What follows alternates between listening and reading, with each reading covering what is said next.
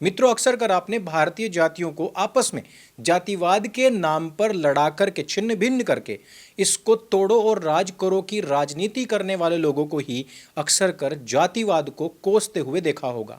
अभी एक फिल्म आ रही है जिसका नाम है फूले। जब मैंने इसका छोटा सा टीजर सबसे पहली बार देखा तो उसमें कई सारी आपत्तिजनक चीजें थी और खास तौर पर ऐसी ऐसी चीजें जो कि इस फिल्म को बनाने वाले लोगों तथा इस पूरी की पूरी आइडियोलॉजी को ऑन करने वाले लोगों में ही इन विचारों की कॉन्ट्राडिक्टरी खुद ही खड़ी हो जाती है। इसी के ऊपर हम बात करें क्यों इस फिल्म का विरोध हो रहा है और क्यों यह फिल्म देश को एक बार फिर से जातिवाद के गहरे अंधकार में धकेलने का कार्य करने वाली है और किस प्रकार से इसकी कहानी लिखने वाले लोगों ने ही खुद ही अपने साहित्य तथा इतिहास का कोई अध्ययन नहीं किया है। आज तक किसी शूद्र ने ऐसा दुस्साहस नहीं किया। और ज्योतिबा को समझा हमारी प्रथाओं में बाधा न डाले। क्या कर लोगे?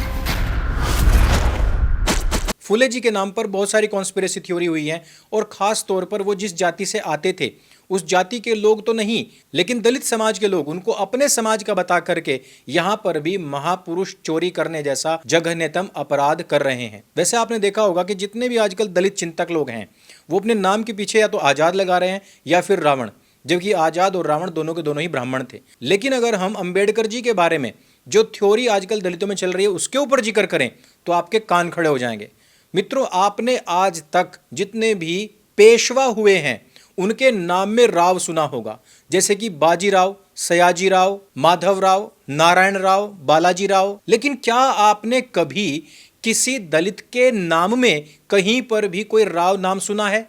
आपने कभी नहीं सुना होगा। जबकि दलितों के सबसे बड़े नेता भीम राव, इनके नाम में पेशवाओं की तरह राव भी आता है। दूसरी बात, महाराष्ट्र के अंदर इनका जन्म हुआ था और महाराष्ट्र के अंदर ही सरनेम में कर जिनके भी लगता है वो सारे के सारे ब्राह्मण होते हैं, जैसे कि सावरकर, मंगेशकर, तेंदुलकर, गावस्कर, मांजरेकर, केलकर और जावड़ेकर। ये सारे के सारे एक्चुअल में ब्राह्मण होते हैं, लेकिन अंबेडकर के नाम में भी कर लगता है। अब मुझे दूसरी बात बताइए कि क्या आपने कभी किसी दलित के सरनेम में कर लगा हुआ देखा है, सिवाय इस चीज के कि वो अपने नाम के आगे मुंबई कर जोड़ दे। मुंबई कर मुंबई के स्थानीय लोगों को कहा जाता है, ये कोई कास्ट नहीं है, कोई सरनेम नहीं है। अब आप मुझे बताइए कि भीमराव में राव, अंबेडकर में कर, दोनों की दोनों निशानियां तो ब्राह्मणों की हैं, तो फिर एक दलित नेता बिना ब्राह्मण नाम की पहचान के किस प्रकार से अपने आप को दलित नेता कहता रहा? ये एक बहुत बड़ा सवाल है मित्रों।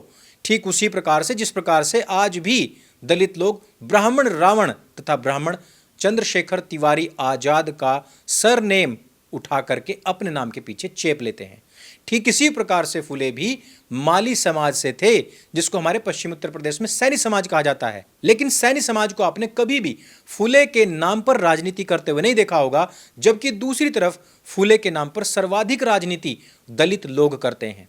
यानी कि स्पष्ट हुआ कि इनके भीतर से आज तक कोई लीडर ऐसा नहीं निकला, ये सिर्फ और सिर्फ महापुरुषों की चोरी करते हैं और उनके नाम पर भी राजनीति करते हैं। चोरी करने की बात मैंने इसलिए कही क्योंकि जब भी आप किसी महापुरुष का इस्तेमाल अपनी राजनीतिक रोटियां सेकने तथा दूसरे समाज को नीचा दिखा करके उनकी पहचान पर नंगा नाच करने जैसा काम करते हैं, उस समय पर समाज आपको आपके गिरबान से पकड़ना शुरू कर देता है। अब बात करते हैं फुले फिल्म की।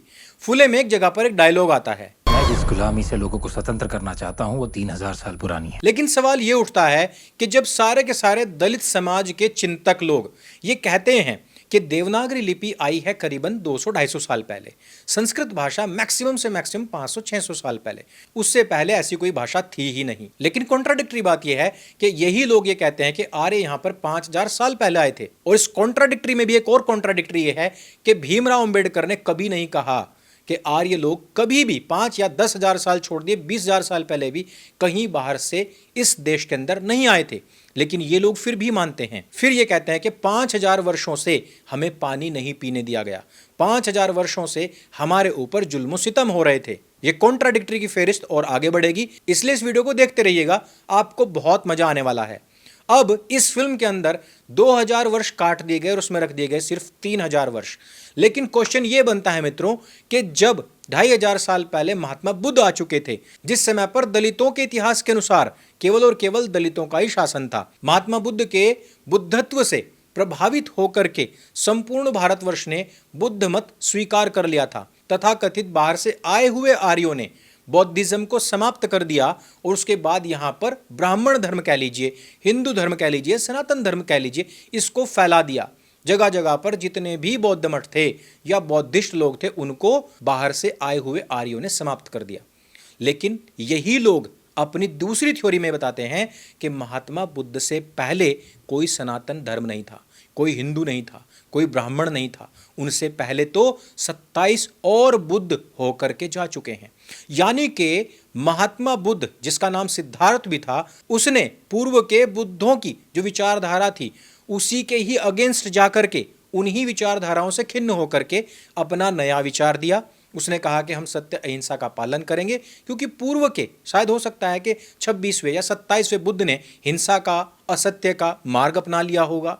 उसकी विचारधारा को ठुकराते हुए सिद्धार्थ ने एक नई शाखा निकाल दी होगी। उसके बाद देखिए कि संपूर्ण भारतवर्ष में सारे के सारे बौद्धिस्ट थे और उन्हीं के वंशज, ये जितने भी आपको अफ्रीकन शक्ल वाले दिखते हैं, ये सारे के सारे ना उन्हीं के ही अनुयायी भी थे। लेकिन मजेदार बात यह है कि 2500 साल पहले, जिस समय पर यहाँ केवल और केवल बौद्धों का शासन था, जिस समय पर यहाँ पर महात्मा बुद्ध भी थे, जिस समय पर भारतवर्ष ही नहीं बल्कि आसपास के सभी देश बुद्धमय हो चुके थे, उस समय पर भी इन 3000 साल की एट्रोसिटीज वाली थ्योरी के अनुसार सनातन धर्मी, हिंदू धर्मी इन बेचारों के ऊपर आक्रमण कर रहे थे, इनके गले में हांडी टांग रहे थे, इनके पीछे झाड़ू बांध रहे थे, इनको पानी नहीं पीने दे रहे थे, इनको अछूत तो कहते थे लेकिन इनकी लड़कियां उठाकर भी ले जाते थे। अब देखिए मजेदार बात है कि 2500 साल पहले महात्मा बुद्ध का शासन संपूर्ण भारत ही नहीं पूरे एशिया में फैल चुका था, लेकिन उस समय पर भी ये दलित लोग जो थे वो पीड़ित थे। अब ईसा पूर्व 250 वर्ष पहले चलिए, जिस समय पर यहां सम्राट अशोक का शासन आया, वो तो एक छत्र शासन कर रहा था, लेकिन तकरीबन आज से 2200 साढ़े 2200 साल पहले अशोक के समय में भी इन सब के ऊपर खूब अत्याचार हो रहा था। और कर कौन रहा था? सब ब्राह्मणवादी लोग कर रहे थे, सब बाहर से आए हुए आर्यजन कर रहे थे, सब बाहर से आए हुए ब्राह्मण लोग कर रहे थे। यानी कि ना महात्मा बुद्ध की कुछ चली, ना यहां पर सम्राट अशोक की कुछ चली। और यही नहीं, सम्राट अशोक लाखों बौद्ध स्तूप तो गड़वा देता है, लेकिन इन बेचारों के लिए पानी पीने के लिए 1-2 कुआं भी नहीं बनवाता है कि जहां से ये लोग पानी पी सकते। वैसे मैं आपको एक मजेदार बात बताऊं, महात्मा बुद्ध के ग्रंथों में ही इस बात को लिखा गया है कि कोई भी शूद्र कभी भी बोधिसत्व को प्राप्त नहीं कर सकता।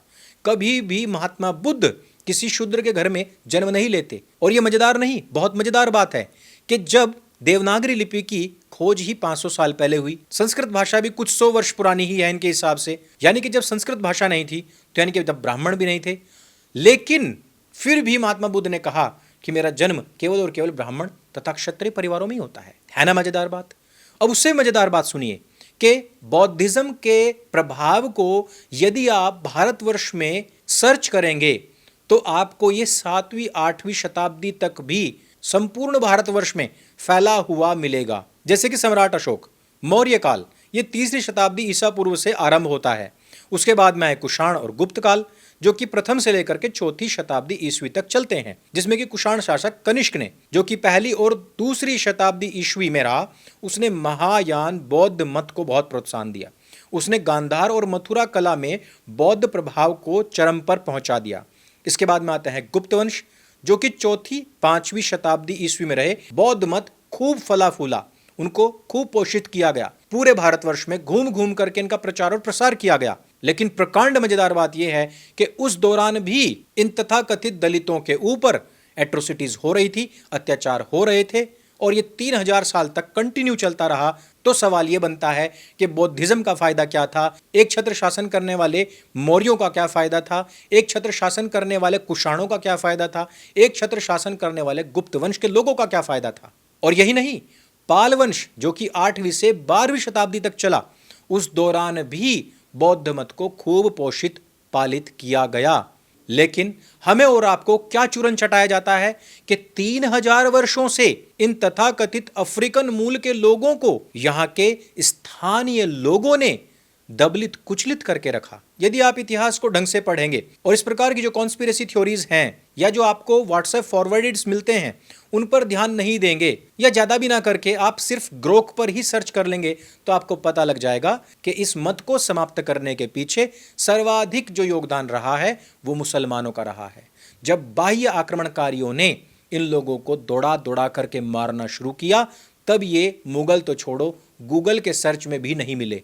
ये संपूर्ण भारतवर्ष से नष्ट कर दिए गए। लेकिन इस्लामिक इतिहासकारों ने ये पूरी की पूरी जो बंदूक की नली थी अपनी तरफ से घुमा करके सिर्फ कुछ एक ब्राह्मणों की कनपट्टी पर लगवा दी। और आज की तारीख में आप देख लीजिए कि जितने भी दलित लोग हैं या वोट बैंक के लिए जितने भी ओबीसी आजकल बौद्धिस्ट बने फिर रहे हैं, इन सब के टारगेट पर असली आक्रांता या बौद्ध मत को असल में समाप्त करने वाले लोग नहीं, बल्कि 2% 3% ब्राह्मण आ चुके हैं। यानी कि मुस्लिम आक्रांताओं के हरम से निकली हुई औलादें जो बाद में भारतवर्ष के शिक्षा मंत्री बने, उन्होंने जो कॉन्स्पिरेसी थ्योरीज भारतवर्ष को तोड़ने के लिए फैलानी चाहिए, आज वो पूर्ण रूपेण फलित पूरित हो रही है। और भारतवर्ष में जातिवाद को दंश बताने वाले लोग ही सबसे ज्यादा जातिवाद को बढ़ावा देने का काम कर रहे हैं, वो भी ऐसी ऐसी फेक थ्योरीज के नाम पर। मैं नहीं कहता कि बीच के कालखंड में जातियों के नाम पर एट्रोसिटीज नहीं हुई हैं, इन लोगों का शोषण नहीं हुआ है, लेकिन फेक थ्योरीज ना बनाई जाएं। अपने वोट बैंक को साधने के लिए महापुरुषों की चोरी ना की जाए। उन्होंने अपने जीवन में जो कुछ नहीं कहा उसको जबरदस्ती फिल्मों में ना दिखाया जाए। और सबसे बड़ा सवाल कि जिस माली समाज ने इतने बड़े महापुरुषों को दिया, वो माली समाज आज कहां सो रहा है? वो माली समाज कम से कम अपने महापुरुषों को, अपने पुरखों को ऐसे लीचड़ राजनीतिक लोगों से तो बचा ही ले। और चलते चलते फिर से वही सवाल रिपीट करता हूं, क्या आपने कभी किसी दलित के नाम में राव और अंत में कर लगा हुआ देखा है? ये मुझे स्पेशली नीचे कमेंट करके अवश्य बताइएगा। अगर ये वीडियो आपको अच्छा लगता है और आपके दिमाग में चल रही भ्रांतियों को दूर करने का थोड़ा सा प्रयास करता है, तो दूसरे लोग जो ब्रेन वॉश हो चुके हैं उन तक ये वीडियो अवश्य ही शेयर कीजिए। मेरे संग बोले सत्य सनातन वैदिक धर्म की जय। जय हिंद, वंदे मातरम।